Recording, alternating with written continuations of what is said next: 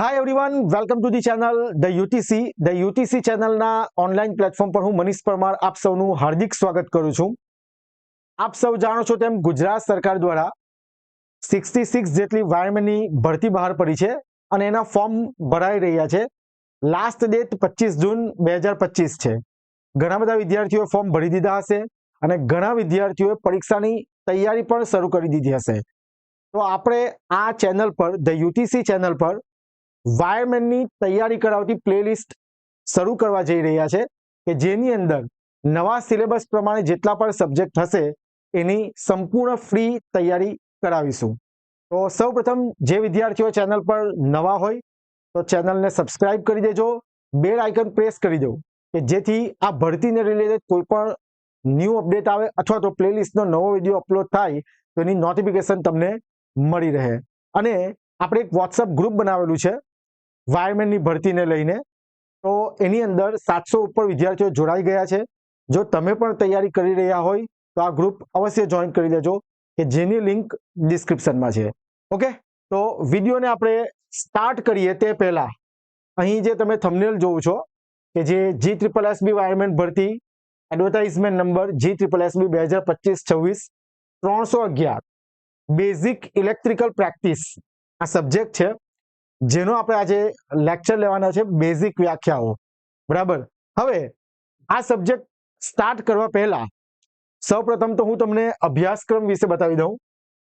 Already આપણે ઘણા બધા વિડીયો આ અભ્યાસક્રમ શું હોઈ શકે તેમજ કઈ રીતના તમારે તૈયારી કરવાની છે એ બધા જ માહિતી આપતો વિડીયો આપણે અપલોડ કરી દીધો છે. જો તમે હજુ વિડીયો નથી જોયો તો આ ચેનલ પર તમને મળી જશે. અભ્યાસક્રમ શું હોઈ શકે તે વિડીયો જરૂર અવશ્ય જોઈ લેજો, તમને ઘણો ઉપયોગી થશે. ઓકે, હવે આ જે આપણો અભ્યાસક્રમ છે એની અંદર ટેકનિકલની વાત કરીએ. આપણે ટેકનિકલ પોર્શન જે આપણો 120 માર્કનું છે, 120 માર્ક્સનું આપણું ટેકનિકલ પોર્શન છે. બરાબર. હવે એની અંદર જે એડવર્ટાઇઝમેન્ટ નંબર 257 દિવ્યાંગ વિદ્યાર્થીઓ માટે ભરતી બહાર પડેલી છે. વાયરમેનની કુલ 14 જગ્યા છે. તો એની અંદર એડવર્ટાઇઝમેન્ટ આઈ થિંક ફેબ્રુઆરીમાં આવી ગઈ હતી અને સિલેબસ મે મહિનામાં પબ્લિશ થયો હતો GSSB ની ઓફિશિયલ વેબસાઇટ પર. એડવર્ટાઇઝમેન્ટ નંબર 257 છે, તમે ચેક કરી શકો.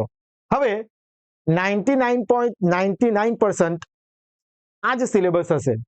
બરાબર. એટલે તમારે આ જ સિલેબસને અનુરૂપ તૈયારી ચાલુ કરી દેવાની છે.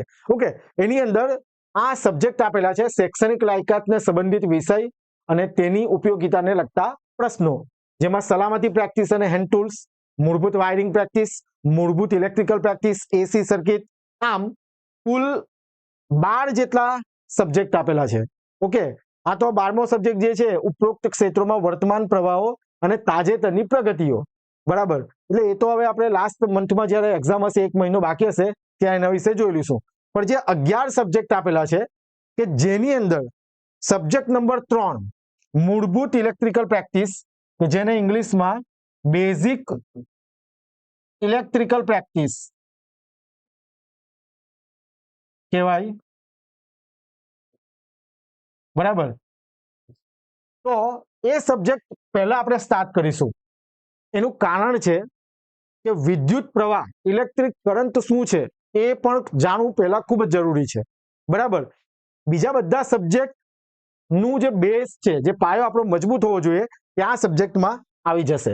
જેટલી પણ બેઝિક વ્યાખ્યાઓ છે, જે નિયમો છે, જે વસ્તુ આપણે જાણવું જોઈએ, બરાબર, તે વસ્તુઓ આ સબ્જેક્ટમાં આવી જશે. એટલે આપણે પહેલા સ્ટાર્ટ કરીશું મૂળભૂત electrical practice, basic electrical practice. Okay, તો આપણો જે પહેલો સબ્જેક્ટ સ્ટાર્ટ થવા જઈ રહ્યો છે મૂળભૂત electrical practice, basic electrical practice, જેને અંગ્રેજીમાં કહેવાશે. આની પ્લેલિસ્ટ આપણે દરેક આ સબ્જેક્ટના દરેક ટોપિક કવર થઈ જાય એ પ્રમાણે આપણે ટ્રાય કરીશું. ઓકે, તો સ્ટાર્ટ કરીએ. સૌપ્રથમ તો વિદ્યુત પ્રવાહ શું છે એ જાણવા માટે વિદ્યુત પ્રવાહ, જેને આપણે ઇલેક્ટ્રિક કરંટ કહીએ છીએ, વિદ્યુત પ્રવાહ જેને આપણે શું કહીએ છીએ, કરંટ,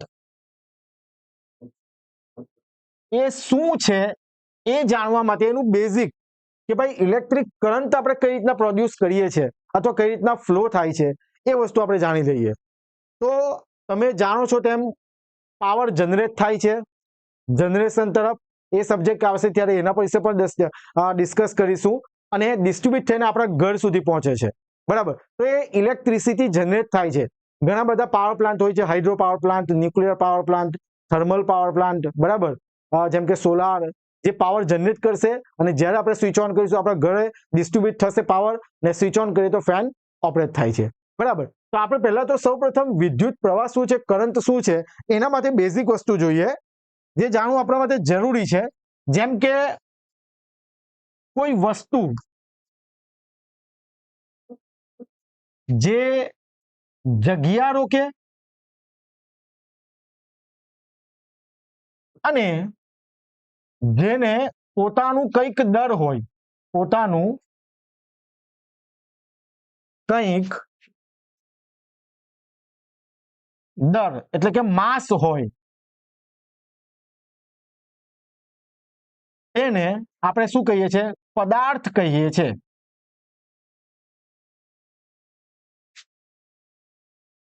હવે આપણે આ પદાર્થની ડિસ્કશન શા માટે કરતા છે? પદાર્થ શું છે એના સાથે આપણે શું લેવા દેવા છે બેઝિક ઇલેક્ટ્રિકલ પ્રેક્ટિસને? તો હું તમને કહું છું તે પ્રમાણે કરંટ શું છે, વિદ્યુત પ્રવાહ શું છે એ સમજવા માટે, વિદ્યુત પ્રવાહ શું છે એ સમજવા માટે આપણે આ દરેક વસ્તુ જે બેઝિક ટર્મ છે આપણે સમજીએ. હું તમને ઇલેક્ટ્રોન સુધી લઈ જઈશ અને ત્યાર પછી વિદ્યુત પ્રવાહ કઈ રીતના ફ્લો થાય છે એના સુધી લઈ જઈશ. પણ આપણે એકદમ બેઝિક વસ્તુ જે તમે જાણતા હશો અને જે કોઈ વિદ્યાર્થી નથી જાણતું તે અહીંયા જોઈ શકશે. ઓકે, તો આપણે શું કીધું કે પદાર્થ કોને કહેવાય? કે જે કોઈ જગ્યા રોકે અને પોતાનું કંઈક દર હોય એને આપણે શું કહીએ છીએ? પદાર્થ. હવે પદાર્થ જે છે જો એનું વર્ગીકરણ આપણે કરીએ એ 3 પ્રકારે વર્ગીકરણ થાય છે. જોજો, જે આપણે સ્કૂલ લાઈફમાં બધી વસ્તુ જોઈ ગયા છે એટલે હું તમને બેઝિક થી વિદ્યુત પ્રવાહ સુધી લઈ જઈશ.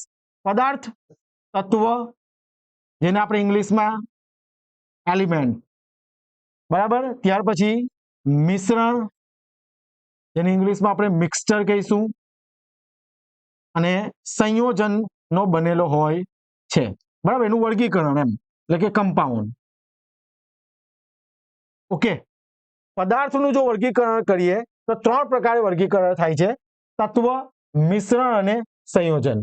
ઓકે, હું તમને આ દરેક વસ્તુ સમજાવીને વિદ્યુત પ્રવાહ સુધી લઈ જઈશ એટલા માટે આ બધી વસ્તુ બતાવું છું. એકદમ બેઝિક થી આપણે દરેક સબ્જેક્ટને ભણીશું કે જેથી જો કોઈ એક્ઝામમાં ક્વેશ્ચન પૂછાય, MCQ પૂછાય, નાનામાં નાનો હોય કે થોડો ડિફિકલ્ટ હોય, તમે આન્સર આપી શકો. કન્સેપ્ચ્યુઅલ એકદમ દરેક ટોપિકને સમજીશું. ઓકે, હવે આપણે વાત કરીશું તત્વ વિશે. જો મિશ્રણ અને સંયોજનો આપણે હમણાં કઈ જ કામ નથી. ચાલો તત્વનું જો વિશ્લેષણ કરીશું, તત્વનું વિશ્લેષણ કરીએ, અથવા તો તત્વ શાનો બનેલો છે? તત્વ ના નાના ભાગને, નાનામાં નાના ભાગને શું કહીશું આપણે? તત્વના નાનામાં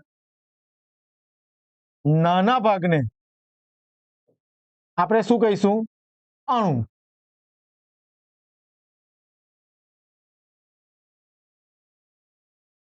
બરાબર છે. તત્વ શાનો બનેલો છે? તો નાના નાના અણુનો બનેલો છે, બરાબર. આ બધા શબ્દથી તમે પરિચિત જ હશો. ત્યાર પછી વાત કરીએ તો અણુ શાનો બનેલો છે? અણુ શાનો બનેલો છે? પરમાણુનો બનેલો છે, બરાબર. એકદમ બેઝિક થી વિદ્યુત પ્રવાહ સુધી પહોંચીશું. અણુ શાનો બનેલો છે? તો એકદમ નાના પરમાણુનો બનેલો છે. અને પરમાણુનું જો વિશ્લેષણ કરીએ આપણે, પરમાણુનું વિશ્લેષણ કરતા, પરમાણુનું વિશ્લેષણ કરતા એટલે કે વિશ્લેષણ એટલે એકદમ માઇક્રોસ્કોપમાં જોતા પરમાણુ શાનો બનેલો છે? તો ઇલેક્ટ્રોન,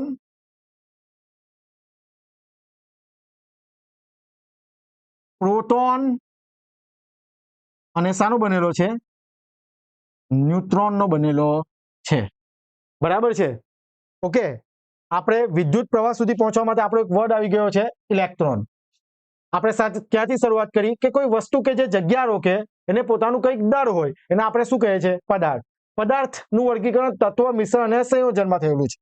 ત્યાર પછી તત્વ નાનામાં નાના ભાગને શું કહે છે? અણુ. અણુ શાનો બનેલો છે? પરમાણુ. અને જો પરમાણુનું વિશ્લેષણ કરીએ, પરમાણુની જો આપણે રચના જોઈએ, તેમાં શું હોય છે? ઇલેક્ટ્રોન, પ્રોટોન અને ન્યુટ્રોન. આ ત્રણ વસ્તુ આપણે એની અંદર જોઈએ છે.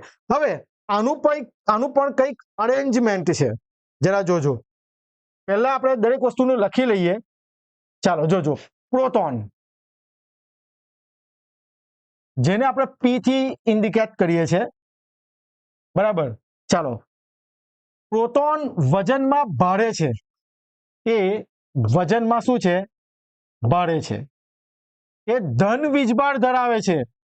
ધન વીજભાર ધરાવે છે. આ એક MCQ છે ભાઈ, કે પ્રોટોનનો વીજભાર કયો? તો કે ધન. સમજાય છે વાતમાં?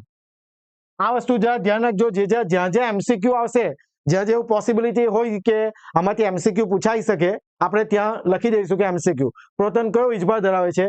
ધન વીજભાર ધરાવે છે. અને તે કેન્દ્રમાં સ્થિર છે. તે કેન્દ્રમાં સ્થિર છે. ઓકે. તે ઇલેક્ટ્રોન કરતા વજનમાં 1840 ગણો ભારે છે. 1840 ગણો ભારે છે. આ પણ MCQ છે, બરાબર. પૂછાઈ શકે કે ભાઈ પ્રોટોન ઇલેક્ટ્રોન કરતા વજનમાં કેટલા ગણો ભારે છે? તો શું આન્સર આવશે? 1840. બરાબર. એ ધન વીજભાર ધરાવે છે, એટલે આપણે એને P+ તરીકે દર્શાવીએ છીએ. ચલો સેકન્ડ વાત કરીએ ઇલેક્ટ્રોનની, જેને આપણે E- થી ઇન્ડિકેટ કરીશું. બરાબર છે. ચાલો જોજો. આમાં તે કેન્દ્રની ફરતે ભ્રમણ કરે છે. બરાબર. આ બધી જ વસ્તુ આપણે જરા એક ઇલેક્ટ્રોન કન્ફિગ્યુરેશનથી સમજીશું. તે કેન્દ્રની ફરતે ભ્રમણ કરે છે. તે ઋણ વીજભાર ધરાવે છે. આ એક MCQ છે, બરાબર. આ પણ MCQ છે કે ઇલેક્ટ્રોનનો વીજભાર કયો છે? ઋણ. બરાબર. એકદમ બેઝિક છે, પણ જ્યાંથી MCQ પૂછાઈ શકે હું તમને એ જણાવીશ. ઓકે. ત્યાર પછી ન્યુટ્રોનની વાત કરીએ. ન્યુટ્રોન, બરાબર, જેને ઇન્ડિકેટ કરીશું N થી. એનો કોઈ વીજભાર નથી. બરાબર. આપણે જે વસ્તુ જરૂરી છે તેના જ વિશે વધારે ડિસ્કસ કરીશું, પણ બેઝિક સમજવા માટે તે વીજભાર ધરાવતો નથી, એટલે કે વીજભાર રહિત છે. સમજાય છે વાતમાં બધાને? ઓકે. હવે જે આપણે કીધું પદાર્થ, તત્વ મિશ્રણ સંયોજન, તત્વ અણુ પરમાણુનો આપણે જોઈએ માઇક્રોસ્કોપિક સ્ટ્રક્ચર, તો ઇલેક્ટ્રોન, પ્રોટોન અને ન્યુટ્રોનનો બનેલો છે, એટલે કે ન્યુક્લિયસ છે. હવે જરા જોજો, એની અંદર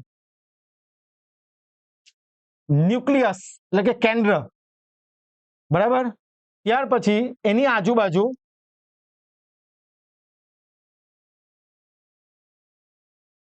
કક્ષા, જેને આપણે કહીશું કક્ષા, ઓર્બિટ ઇંગ્લિશમાં. બરાબર છે. હવે સમજો, પ્રોટોન, ન્યુટ્રોન અને ઇલેક્ટ્રોન. મેં તમને કીધું કે ઇલેક્ટ્રોન આજુબાજુ ફરતે ભ્રમણ કરે છે. ચલો, આ છે આપણું કેન્દ્ર. આ શું છે? આપણું કેન્દ્ર, એટલે કે ન્યુક્લિયસ. બરાબર. કે જેની અંદર પ્રોટોન પ્લસ જે ધન વીજભાર ધરાવે છે તે, ને ન્યુટ્રોન કે જેનો વીજભાર નથી, કોઈ પણ વીજભાર નથી, શૂન્ય વીજભાર છે, કેન્દ્રમાં સ્થિર છે. અને જ્યારે ઇલેક્ટ્રોન જે આજુબાજુની જે કક્ષા છે એમાં ભ્રમણ કરે છે. સમજાય છે વાતમાં? કક્ષામાં ભ્રમણ કરે છે. ઓકે. આજુબાજુ આ બધી વસ્તુ શા માટે ચર્ચા કરું છું એ હમણાં તમને ખ્યાલ આવશે. આ બધી વસ્તુ લિંક થશે. અને આપણે શું કહીએ? કક્ષા. શું કહેવાશે? અને કક્ષા. આ જે છે તેને કક્ષા કહેવાશે, એટલે કે ઇંગ્લિશમાં શું કહેવાશે? ઓર્બિટ. ઓકે. આ આપણે જોઈ પરમાણુની રચના. હવે આની અંદર આપણે એક ઉદાહરણ લઈએ છીએ, જોજો એક ઉદાહરણ લઈએ છીએ આપણે. આપણા 118 તત્વ છે કુદરતી, બરાબર, બાકીના પ્રયોગશાળામાં આપણે બનાવેલા છે. ઓકે, અમારા નવા શોધ પર થઈ છે. તો આપણે એક ઉદાહરણ લઈ લઈએ, એલ્યુમિનિયમ.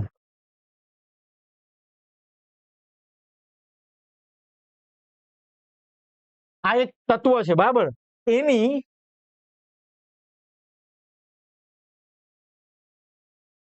ઇલેક્ટ્રોન રચના, એલ્યુમિનિયમ પરમાણુની ઇલેક્ટ્રોન રચના, પરમાણુની ઇલેક્ટ્રોન રચના, બરાબર.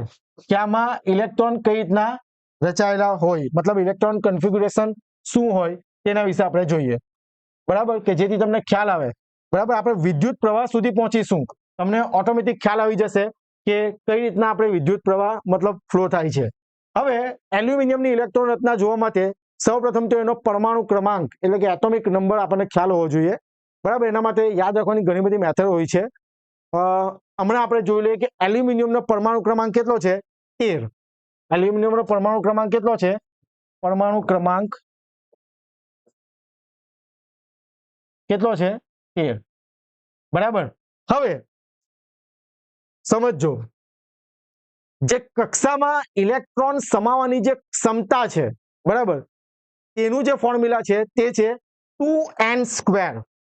સમજો, આ જે આપણી કક્ષા છે, આ કક્ષા, બરાબર, એમાં કેટલા ઇલેક્ટ્રોન સમાઈ શકે તેનું સૂત્ર શું છે? 2n², બરાબર. તો કક્ષામાં ઇલેક્ટ્રોન કેટલા સમાઈ શકે?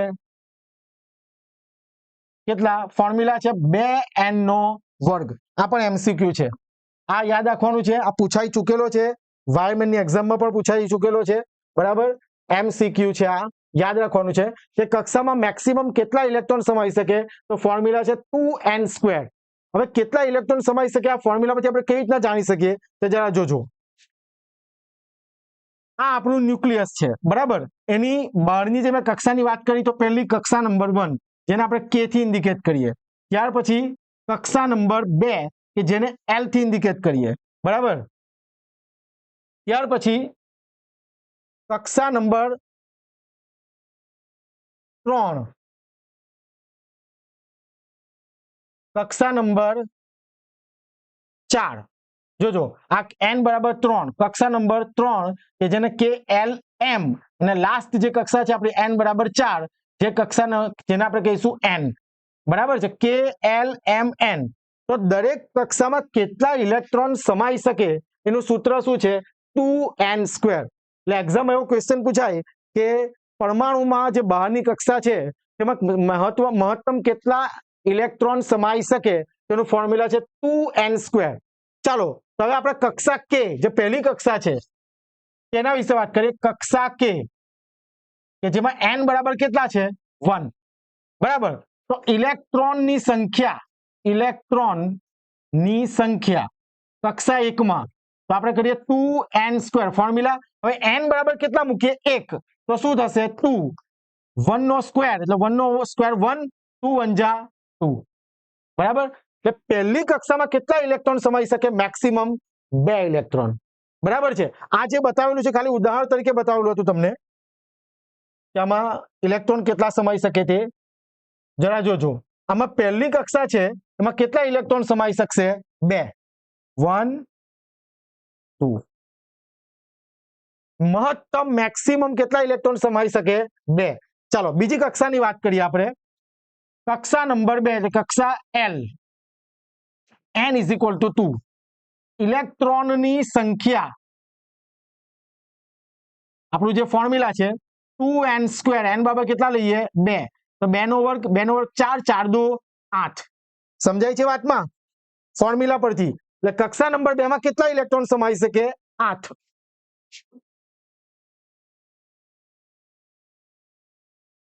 One, 2, 3, 4, 5, 6, 7, 8. 9મો ઇલેક્ટ્રોન સમાઈ શકશે નહીં. આ સમજો, પહેલી કક્ષામાં 2, બીજી કક્ષામાં 8. ત્યાર પછી વાત કરીએ ત્રીજી કક્ષા એટલે કે કક્ષા m n is equal to 3 તેમાં કેટલા ઇલેક્ટ્રોન સમાઈ શકે તો ઇલેક્ટ્રોનની સંખ્યા is equal to 2n square તો n કેટલા 3 તો 3 નો વર્ગ 9 9 દુ 18 ત્રીજી કક્ષા જે દેખાય છે તમને આ તેમાં કેટલા ઇલેક્ટ્રોન આવશે 18 ઇલેક્ટ્રોન આમાં આપણે અહીંયા ડ્રો નથી કરતા 18 ઇલેક્ટ્રોન પણ તમારે સમજી લેવાનું કે આમાં મેક્સિમમ કેટલા ઇલેક્ટ્રોન સમાઈ શકે 18 સુધી આમાં પહેલી કક્ષામાં કેટલા ઇલેક્ટ્રોન સમાઈ શકે 2 સુધી બીજીમાં 8 સુધી ત્રીજીમાં 18 સુધી લાસ્ટ જે કક્ષા છે આપણી કક્ષા n એટલે કે n બરાબર 4 તો માં ઇલેક્ટ્રોનની સંખ્યા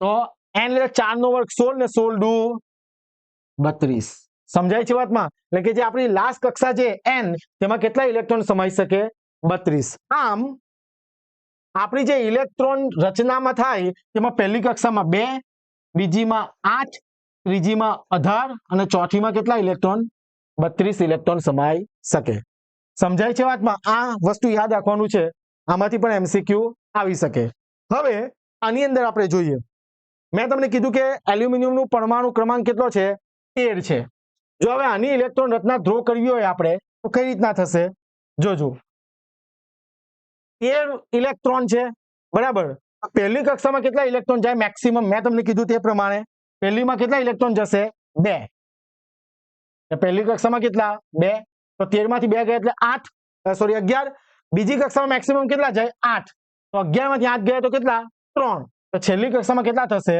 3 8 ને 2 10 ને 3 13 આ એલ્યુમિનિયમ પરમાણુની ઇલેક્ટ્રોન રચના છે બરાબર વિદ્યુત પ્રવાહ સુધી પહોંચવા માટે બધી વસ્તુ જાણવું જરૂરી છે હવે આપણે આની ઇલેક્ટ્રોન રચના ડ્રો કરીએ જોજો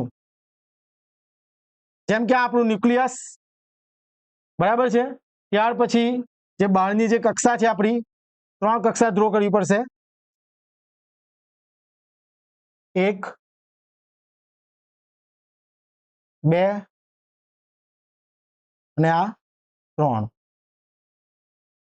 ઓકે ચાલો જોજો તો આપણે કીધું તે પ્રમાણે વચ્ચે કેન્દ્રમાં શું હોય પ્રોટોન ન્યુટ્રોન બરાબર છે પહેલી કક્ષામાં કેટલા ઇલેક્ટ્રોન કે 2 1 2 બીજી કક્ષામાં કેટલા 8 1 2 3 4 5 6 7 8 અને લાસ્ટમાં કેટલા 3 1 2 અને આ 3 આ કોની ઇલેક્ટ્રોન રચના થઈ ગઈ એલ્યુમિનિયમ પરમાણુની બરાબર છે હવે આ બધી વસ્તુ સમજવા માટે જરા જોજો આના પરથી વાહક અવાહક અને અર્ધવાહકની વ્યાખ્યા બહાર પડે ઓકે તો જરા જોજો આમાં પહેલું વાહક તો જે પરમાણુની બહારની કક્ષામાં કેટલા ઇલેક્ટ્રોન હોય 1 2 કે 3 ઇલેક્ટ્રોન બહારની કક્ષામાં આપણી બહારની કક્ષામાં કેટલા ઇલેક્ટ્રોન છે 3 તો એને આપણે શું કહીશું વાહક એટલે કે કંડક્ટર જેમાંથી ઇલેક્ટ્રિસિટી પાસ થઈ શકે સેકન્ડ અવાહક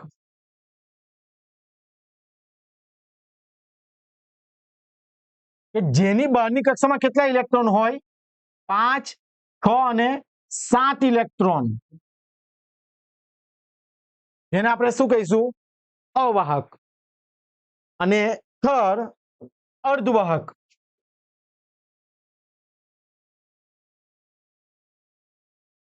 કે જેની બહારની કક્ષામાં કેટલા ઇલેક્ટ્રોન હોય 4 ઇલેક્ટ્રોન જેને આપણે શું કહીશું અર્ધવાહક હવે વાહક અને અવાહકની વાત કરીએ તો વાહક એટલે કે જેની છેલ્લી કક્ષામાં કેટલા ઇલેક્ટ્રોન હોય 1 2 કે 3 જેમ કે એલ્યુમિનિયમ છેલ્લી કક્ષામાં કેટલા છે 3 તો એ ઇલેક્ટ્રોન ગુમાવવાની વૃત્તિ ધરાવે બરાબર છે એટલે એમાંથી ઇલેક્ટ્રિસિટી પાસ થશે અવાહક કે જેમાં ઇલેક્ટ્રોન મેળવવાની વૃત્તિ ધરાવે એને આપણે શું કહીશું અવાહક કે આની બહારની કક્ષામાં કેટલા હોય 4 ઇલેક્ટ્રોન એ અર્ધવાહક ઓકે ઉદાહરણ જો વાહકના કેવા હોય તો એલ્યુમિનિયમ આયર્ન લોખંડ કોપર આ બધા વાહક છે અવાહક એટલે રબર પ્લાસ્ટિક આ સિલિકોન જર્મેનિયમ શું છે અર્ધવાહક ઓકે તો આપણે ઇલેક્ટ્રોન સુધી પહોંચ્યા કે બહારની કક્ષામાં આ રીતના ઇલેક્ટ્રોન હોય છે એના પરથી વાહક અવાહક અને અર્ધવાહકની વાત થાય ઓકે હવે વાત કરીએ ઓકે સૌપ્રથમ તો હું તમને જણાવી દઉં કે આપણી એપ્લિકેશન જે ધ યુટીસી છે એના પર કૌશલ્ય બેચ લોન્ચ થઈ ગયો છે. ઘણા વિદ્યાર્થીઓ જોઈન કરી લીધું છે. ન્યૂલી રેકોર્ડેડ કોર્સ છે કે જેમાં પાર્ટ એ અને પાર્ટ બી 210 માર્ક્સની ફૂલ પ્રિપેરેશન કરવામાં આવે છે. બધા જ લેક્ચરની પીડીએફ તમે ડાઉનલોડ કરી શકશો ગેલેરીમાં, અને દરેક ટોપિક એકદમ ડિટેલમાં સમજાવેલા છે. બરાબર, માત્ર 2,999 રૂપિયામાં અવેલેબલ છે. જો તમે કોર્સ પરચેસ કરવાની મતલબ કે એક્ઝામની તૈયારી કરવા માંગતા હોય તો તમે આ કોર્સ અવશ્ય પરચેસ કરી શકો, જેની પ્રાઇસ માત્ર 2,999 રૂપિયા છે. વધારે માહિતી જો જોઈતી હોય તો મારો મોબાઈલ નંબર છે 6354999091 અથવા અમારી જે વેબસાઇટ છે theutc.in પર તમે વિઝિટ કરી શકો. બરાબર, આની જે વેલિડિટી છે જ્યાં સુધી આપણી એક્ઝામ નહીં થાય ત્યાં સુધી તમે આ વિડીયોને એક્સેસ કરી શકો. ડેમો લેક્ચર પણ મૂકેલા છે એપ્લિકેશનમાં, ડેમો લેક્ચર જોઈ શકો અને જે પણ વિદ્યાર્થીઓ એનરોલ થયા છે એના રિવ્યુ લો અને ત્યાર પછી તમે કોર્સને એનરોલ કરી શકો. ઓકે, ખૂબ જ સારી રીતે દરેક ટોપિક ક્લિયર કરાવેલા છે. ઓકે, હવે આપણે વાત કરીએ જે વાહક, અર્ધવાહક અને અવાહકની વાત કરીએ. સમજો, ધારો કે કોઈ વાહક છે. હવે આપણે વિદ્યુત પ્રવાહ તરફ જઈ રહ્યા છે. સમજો, આ વાહક છે. બરાબર, તો જ્યારે એની પર કોઈ ઉર્જા આપેલી નહીં હોય ત્યાં સુધી જે બધા ઇલેક્ટ્રોન છે તેની દિશા કેવી હશે? અસ્તવ્યસ્ત. શું હોય? ઇલેક્ટ્રોનની દિશા કેવી હોય? અસ્તવ્યસ્ત. આ બધા ઇલેક્ટ્રોનની દિશા અસ્તવ્યસ્ત રીતે ગોઠવાયેલા હોય, આમ દિશાવિહીન ગોઠવાયેલા હોય આ બધા ઇલેક્ટ્રોનની અસ્તવ્યસ્ત ગતિ. બરાબર છે. હવે જેવી આપણે ઉર્જા આપીશું, ઉર્જા એટલે આપણે વોલ્ટેજ બેટરી સાથે કનેક્ટ કરીએ ધારો એટલે કે અહીંયા પ્લસ વી માઇનસ વી, બરાબર, આપણે જે સાઇન બેટરી કનેક્ટ કરીએ છીએ ત્યારે, તો શું થશે કે જેટલા પણ ઇલેક્ટ્રોન છે બધા એક જ દિશામાં ગોઠવાઈ જશે આમ. એટલે જે ઇલેક્ટ્રોન છે તેની ગતિ માઇનસ થી પ્લસ તરફ ફ્લો થવા માંડશે. સમજાય છે વાતમાં? ફ્રી ઇલેક્ટ્રોન, બરાબર છે. આ ઇલેક્ટ્રોનની જ્યારે આપણે ઉર્જા આપીશું ત્યારે ઇલેક્ટ્રોન આ રીતે ફ્લો થવા માંડે સર્કિટમાંથી, જેને આપણે એવું કહે છે વિદ્યુત પ્રવાહ ફ્લો થવા માંડ્યો. સમજાય છે વાતમાં? તો આ ઇલેક્ટ્રોન જે ફ્લો થાય છે એ સમજાવવા માટે મેં તમને આ દરેક વસ્તુ સમજાવ્યું કે તત્વ શું છે, ત્યાર પછી એની અંદર અણુ, પરમાણુ, ઇલેક્ટ્રોન, પ્રોટોન, ન્યુટ્રોન, એના વિશે માહિતી આપી. ઇલેક્ટ્રોન ક્યાં અરેન્જ થયેલા હોય, જેમ કે બહારની કક્ષામાં અરેન્જ થયેલા છે. ઓકે, ત્યાર પછી મેં તમને કીધું કે ઇલેક્ટ્રોન જો બહારની કક્ષામાં 1, 2, 3 ઇલેક્ટ્રોન હોય તેને વાહક કહેવાય. ત્યાર પછી 5, 6, 7 ઇલેક્ટ્રોન અવાહક, અને જો બહારની કક્ષામાં 4 ઇલેક્ટ્રોન એને શું કહીશું? અર્ધવાહક. ઓકે, આમ આપણે જો ઇલેક્ટ્રોન ફ્લો થવાડવું હોય તો શું આપીશું કે જે બહારના જે ઇલેક્ટ્રોન છે, ફ્રી ઇલેક્ટ્રોન, તેને જો આપણે ઉર્જા આપીએ એટલે કે અહીંયા આપણે બેટરી સાથે કનેક્ટ કર્યું તો એ ફ્રી ઇલેક્ટ્રોન શું થાય? ફ્લો થવા માંડશે. ખ્યાલ આવે? તો એને આપણે શું કહીએ છીએ કે વિદ્યુત પ્રવાહ ફ્લો થયો. બરાબર, વિદ્યુત પ્રવાહ સમજવા માટે આ દરેક વસ્તુ સમજવી ખૂબ જ જરૂરી છે. હવે આપણે આપણો જે બેઝિક ઇલેક્ટ્રિકલ પ્રેક્ટિસ છે, જે આપણો ઇલેક્ટ્રિકલ સબ્જેક્ટ છે, એ અહીંયાથી આપણે ઓફિશિયલી સ્ટાર્ટ કરીએ છીએ. આ દરેક વસ્તુ એકદમ બેઝિક માહિતી હતી જે તમારે જાણવી ખૂબ જરૂરી છે. ઓકે, હવે આપણે વાત કરીએ વિદ્યુત પ્રવાહની, એટલે કે વીજ પ્રવાહ. બરાબર, વિદ્યુત પ્રવાહ, જેને ઇંગ્લિશમાં ઇલેક્ટ્રિક કરંટ કહેવાય છે. બરાબર છે. તો એની જરા વ્યાખ્યા વાંચી લઈએ. કોઈ પણ વાહકના આડછેદમાંથી એક દિશામાં પ્રત્યેક સેકન્ડે વહેતા ઇલેક્ટ્રોનના દળને વીજ પ્રવાહ કહેવામાં આવે છે. મેં તમને અહીંયા બતાવ્યું તે પ્રમાણે જે આપણે કીધું કે ભાઈ કંડક્ટર, વાહક પહેલા અસ્તવ્યસ્ત ગોઠવાયેલા છે, બરાબર, પછી આપણે જેવી ઉર્જા આપીશું બધા ઇલેક્ટ્રોન ફ્લો થવા માંડશે, એ વિદ્યુત પ્રવાહ. ઓકે, તો એ જ વસ્તુ કીધું મેં અહીંયા કે કોઈ પણ વાહકના આડછેદમાંથી એક દિશામાં પ્રત્યેક સેકન્ડે વહેતા ઇલેક્ટ્રોનના દળને વીજ પ્રવાહ કહેવામાં આવે છે. તમને ફોર્મ્યુલાથી કમ્પ્લીટ સમજાવીશ. અથવા વાહકના આડછેદમાંથી દર સેકન્ડે પસાર થતા વિદ્યુત ભારને વિદ્યુત પ્રવાહ કહેવામાં આવે છે. વિદ્યુત ભાર પણ શું છે આપણે જોઈ લઈએ. વાહકના કોઈ પણ બિંદુમાંથી પ્રતિ સેકન્ડે 6.24 ગુણ્યા 10 નો 18 ઘાત ઇલેક્ટ્રોન પસાર થાય તો તેને 1 એમ્પિયર વીજ પ્રવાહ કહેવામાં આવે છે અને તેની સંજ્ઞા I છે. બરાબર, જોઈએ હવે સમજીએ એકદમ ડિટેલમાં.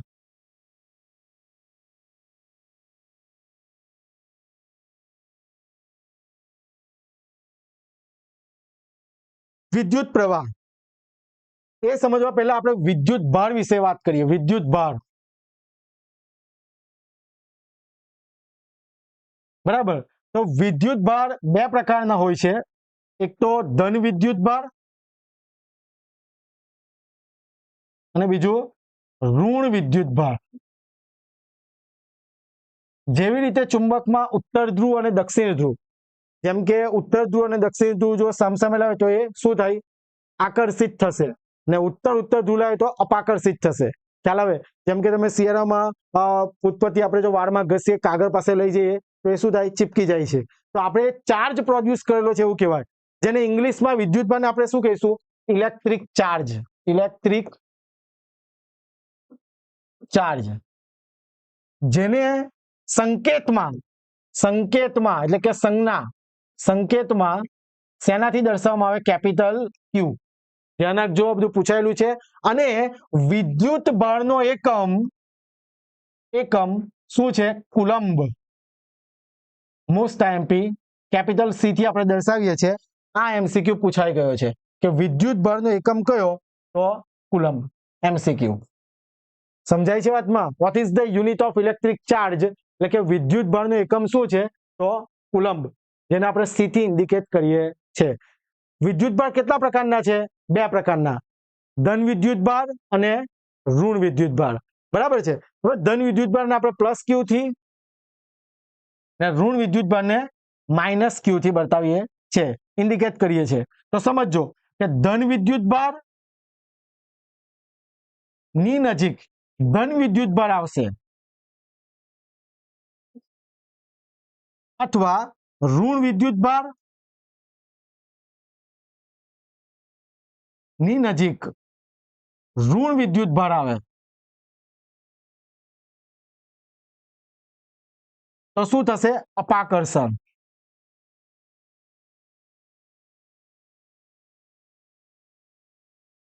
સમજાય છે બધાને?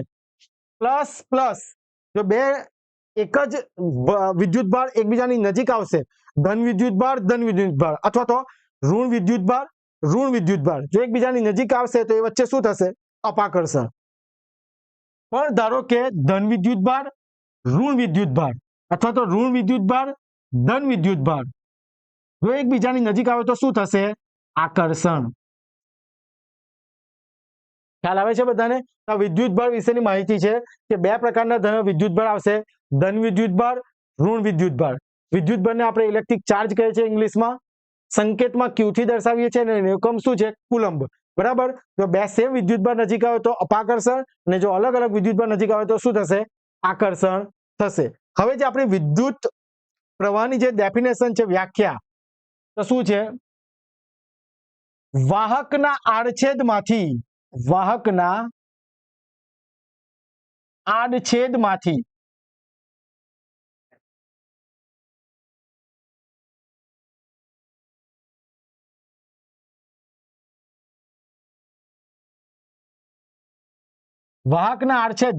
એટલે કંડક્ટર ઇંગ્લિશમાં કહેવાય. ને મેં તમને કીધું તે પ્રમાણે કે એની બહારની કક્ષામાં કેટલા ઇલેક્ટ્રોન હોય? 1, 3 કે 1, 2 કે 3, જે આપણે અહીંયા લખેલું છે ને, 1, 2 કે 3. બરાબર છે. તેને આપણે શું કહીએ છીએ? વાહક, કંડક્ટર કહેવાય. તો વાહકના આડછેદમાંથી, જેમ કે આ લોખંડ સમજો, વાહકના આડછેદ એટલે આમ ઉભો કાપે, આપણે જે કાપ મૂકીએ છીએ એનો આડછેદ. ઓકે. વાહકના આડછેદમાંથી એકમ સમયમાં પસાર થતા વિદ્યુત ભારના વહનના દળને શું કહેવાય છે? વિદ્યુત પ્રવાહ કહે છે. સમજાય છે વાતમાં? જેની સંજ્ઞા એટલે સંકેત શું છે? કેપિટલ આઈ છે. સમજાય છે વાતમાં? વિદ્યુત પ્રવાહ ઇલેક્ટ્રોનનો પ્રવાહ છે. કેટલા ઇલેક્ટ્રોન ફ્લો થાય છે તે ખ્યાલ આવે છે બધાને? અહીંયા આપણે જે પ્રમાણે કીધું છે કે પ્રતિ સેકન્ડે 6.24 ગુણ્યા 10⁻18 ઇલેક્ટ્રોન પસાર થાય, એટલે એક વિદ્યુત પ્રવાહ આટલા ઇલેક્ટ્રોન છે. ખ્યાલ આવે બધાને? ચાલો જરા જોજો. વાહકના આડછેદમાંથી એકમ સમયમાં પસાર થતા વિદ્યુત ભારના વહનના દરને શું કહેવાય છે? વિદ્યુત પ્રવાહ કહે છે, કે જેની સંજ્ઞા I છે અને એકમ એમ્પિયર. શું છે? એમ્પિયર.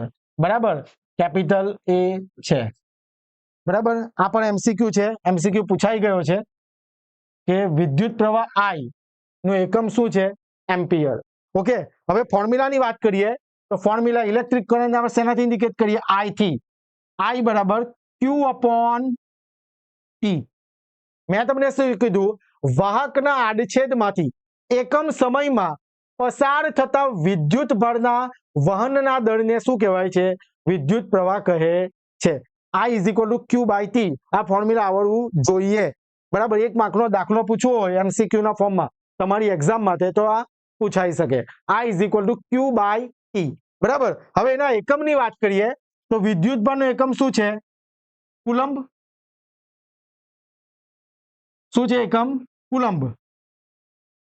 મેં તમને કીધું ને વિદ્યુત ભારનો એકમ શું છે? હમણાં જ જોયું આપણે, કુલંબ, જેને C થી ઇન્ડિકેટ કરીએ છીએ. તો આનો એકમ જોજો, વિદ્યુત ભારનો એકમ કેટલો? કુલંબ. અને T એટલે સમય, સમયનો એકમ કયો? સેકન્ડ. કુલંબ પર સેકન્ડ. વિદ્યુત પ્રવાહનો બીજો એકમ શું છે? કુલંબ પર સેકન્ડ. અહીંયા લખી દઉં છું નામ, કે જેથી તમને ખ્યાલ આવે. વિદ્યુત પ્રવાહનો એકમ શું છે? કુલંબ છેદમાં સેકન્ડ. બરાબર છે, અથવા એમ્પિયર, જે આપણે વાત કરી તે. બરાબર, આપણે શું વાત કરી? એમ્પિયર. એટલે વિદ્યુત પ્રવાહના બે એકમ છે, કુલંબ પર સેકન્ડ અથવા એમ્પિયર. આ ધ્યાન રાખવાનું છે અને આ ફોર્મ્યુલા પણ યાદ રાખવાનું છે. I = Q/T. વિદ્યુત પ્રવાહના બે એકમ છે, કુલંબ પર સેકન્ડ અથવા તો એમ્પિયર, જેને આપણે કેપિટલ A થી ઇન્ડિકેટ કરીએ છીએ. સમજાય છે વાતમાં? અમુક રિલેશન પૂછાય છે એમ્પિયર અને મિલી એમ્પિયર વચ્ચે, તો યાદ રાખી લેજો. 1 મિલી એમ્પિયર = 10⁻³ એમ્પિયર. 1 મિલી એમ્પિયર બરાબર 10⁻³ એમ્પિયર. 1 માઇક્રો એમ્પિયર બરાબર 10⁻6 એમ્પિયર. બરાબર છે, 1 નેનો એમ્પિયર બરાબર 10⁹ એમ્પિયર. પણ આ બે વધારે પૂછાય છે, યાદ રાખવાના છે. તો આપણી શું થઈ ગઈ વ્યાખ્યા? વાહકના આડછેદમાંથી એકમ સમયમાં પસાર થતા વિદ્યુત ભારના વહનના દરને આપણે શું કહે છે? વિદ્યુત પ્રવાહ. વિદ્યુત પ્રવાહ એ ઇલેક્ટ્રોનનો પ્રવાહ છે. That is the flow of electron. કેટલા ઇલેક્ટ્રોન પસાર થાય છે હમણાં આપણે કીધું ને. આ આપણે કીધું કે અસ્તવ્યસ્ત ગોઠવાયેલા છે બહારની કક્ષામાં ઇલેક્ટ્રોન.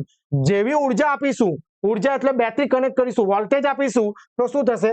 ઇલેક્ટ્રોન એકી સાથે ફ્લો થવા માંડે, જેને આપણે શું કહે છે કે એની અંદરથી ઇલેક્ટ્રિક કરંટ ફ્લો થયો, એટલે કે વિદ્યુત પ્રવાહ ફ્લો થયો. બરાબર છે, તો આ એનું ફોર્મ્યુલા છે. I = Q/T. એકમ કુલંબ પર સેકન્ડ અથવા તો એમ્પિયરના રિલેશન છે. ઓકે, ત્યાર પછી વાત કરીશું વિદ્યુત સ્થિતિમાન. આજે આપણે આ લાસ્ટ ડેફિનેશન આજે જોઈએ, પછી નેક્સ્ટ લેક્ચરમાં આગળ વધીશું જેટલી પણ બેઝિક વ્યાખ્યા છે તે. બરાબર, તો વિદ્યુત સ્થિતિમાન, જેને ઇલેક્ટ્રિક પોટેન્શિયલ પણ કહેવાય છે. Electric potential.